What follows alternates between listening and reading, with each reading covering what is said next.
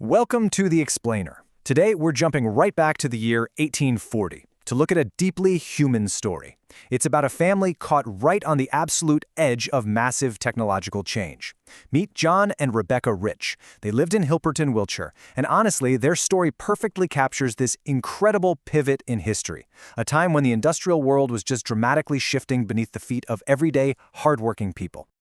Okay, let's dive into this. The entire physical world for the Rich family essentially boiled down to less than a quarter of an acre, literally a tiny fraction of land. They rented this modest house with a small garden plot in Hilperton Marsh, which was this tiny hamlet just northwest of the main village, and they leased it from a woman named Grace Shrapnel. This tiny footprint wasn't just where they slept, it was the absolute center of their existence, providing shelter and just a little bit of garden space for a family of 7. Just look at this. By the 1841 census, John and Rebecca shared this incredibly cramped cottage with 5 of their kids: James, who was 18, Elizabeth at 16, Hannah 15, William 10, and little Samuel, who was just 7. By our modern standards, this is a seriously crowded living space. But here's the fascinating thing. It was completely typical for the time and place. In fact, a local survey in 1840 found that 90 adults and children in the area were employed in weaving right inside their homes. This made survival a true family enterprise. You'd have the older kids assisting at the loom and the younger ones helping out with prep work like winding yarn. It was all hands on deck. Section 1. The Rhythm of the Loom. 14 hours a day. So John Rich was a hand loom weaver, making woolen cloth. And this massive machine, the loom, it would have taken up a huge chunk of their living space, probably bolted down in one of the upper rooms. These weavers' cottages actually had these really characteristic, large 3-light windows. Why?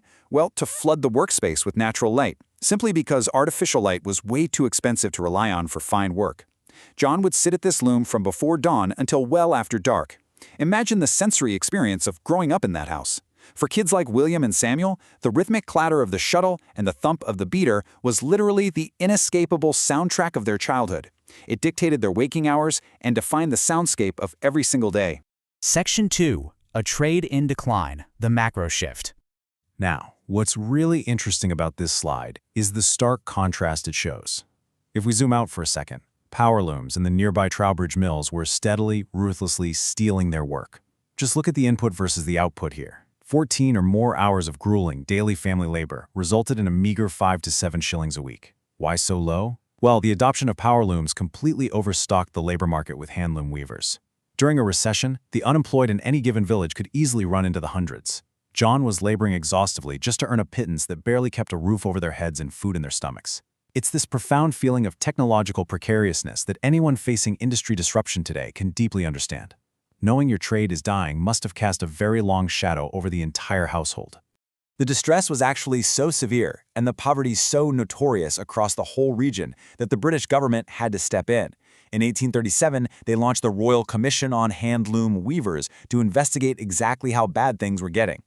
It is just wild to think that the quiet desperation happening right inside John Rich's living room was part of a national economic crisis, one so profound it required a literal royal commission to investigate it. Section 3. Education and Aspiration. A Way Out. So, the crucial point is how a family like this might cope or plan for the future. Around 1840, a national school with 100 places was built near the local church, offering a basic curriculum, reading, writing, arithmetic, and scripture. And this new school presented an incredibly painful choice. Think about this. John and Rebecca both signed their 1815 marriage register with a simple mark. They had 0 formal schooling. Meanwhile, William and Samuel, at 10 and 7, were the absolute perfect age to be among the earliest pupils at this new school. But attendance wasn't free, and it certainly wasn't compulsory. Sending a kid to school meant taking a productive pair of hands away from the loom. It was an immense financial sacrifice to try and break that cycle of illiteracy, and it represented a deeply rooted aspiration for a better life, even as their current livelihood was crumbling around them. Section 4. Faith, Community, and Leisure. Let's step outside the cottage for a minute to explore how they found dignity and relief, because leisure time was incredibly scarce, but it wasn't entirely absent. The parish church of St. Michael, with its 4 bells, really structured their week, while local Methodist and Baptist chapels offered deep spiritual sustenance, literacy classes, and a strong sense of working-class dignity.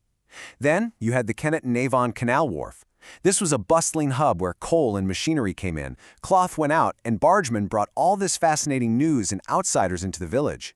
Add in the noise and spectacle of market days in nearby Trowbridge, seasonal festivals at Easter and Christmas, and the local public house filled with conversation, poetry, and communal song, you really start to see a community beautifully holding on to its rich culture and tradition of self-improvement even during those 14-hour workdays.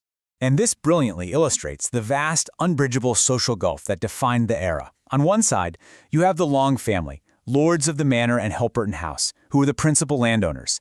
On the other side, families like the Riches. Despite being skilled artisans, they lived constantly under the threat of the local overseers of the poor. The local safety net was practically non-existent. A local lockup on the village street served as a stark reminder of order, and honestly, one bad recession could force a weaving family into applying for poor relief. They lived every single day right on a knife's edge. Section 5. An Uncertain Future, the Fading Golden Age. Looking at the rich family isn't just about examining dusty old census data. It's about seeing the deeply human cost of technological displacement. The so-called golden age of handloom weaving, where wages were good and weavers could easily buy books and get an education, that was completely over by 1840. John was nearly 50, his trade was visibly dying, and his house was full of kids depending on him. It's a profound story of a skilled worker being aged out by machinery, which, let's be real, is a connection that feels incredibly relevant to many industries even today. So what happens to a community when the only life they know begins to visibly fray? John, Rebecca, and their children faced this terrifying, uncertain future with incredible resilience, relying on each other, the rhythms of the loom, and the deep roots of their community. It really makes you wonder how everyday people navigated the turbulent decades that followed. Thanks so much for joining me on this explainer, and keep questioning the history behind the data.